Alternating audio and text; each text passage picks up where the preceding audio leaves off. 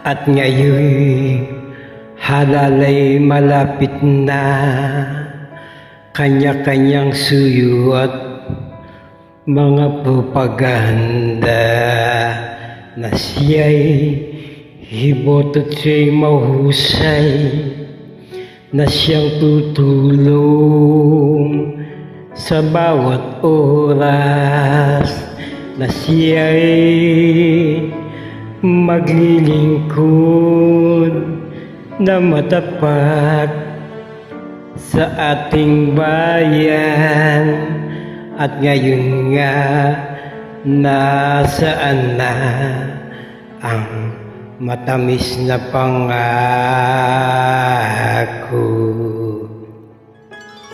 Ganyan ibang politiko na siyang pag-asa't may pangako, lahat ay tutuparin niya kung siya'y magwawagi sa halalan. Nagagawin niya ang lahat para sa atin at sa ating bayan. At ngayon nga, nasaan na ang matamis na pangako? Ganyan ba talaga ang iba sa inyo? Pag nakuha na ang aming boto, mahirap hanapin, di matagpuan, di makita't wala sa bahay. Aming inihalal ay nasaan na ang matamis na pangako?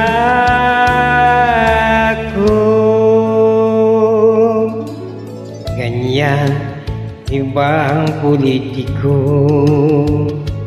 na siyang pag-asa't may pangako, lahat ay tutuparin niya kung siya'y magwawagi sa halalan.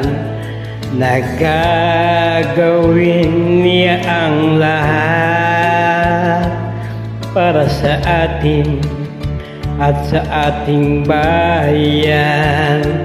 At ngayon nga, nasaan na ang matamis na pangako? Ganyan ba talaga ang iba sa inyo?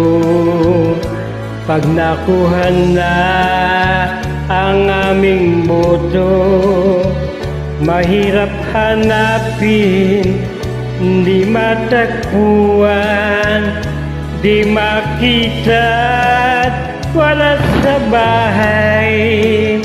Aming inihalal ay nasa ang matamis na pangako.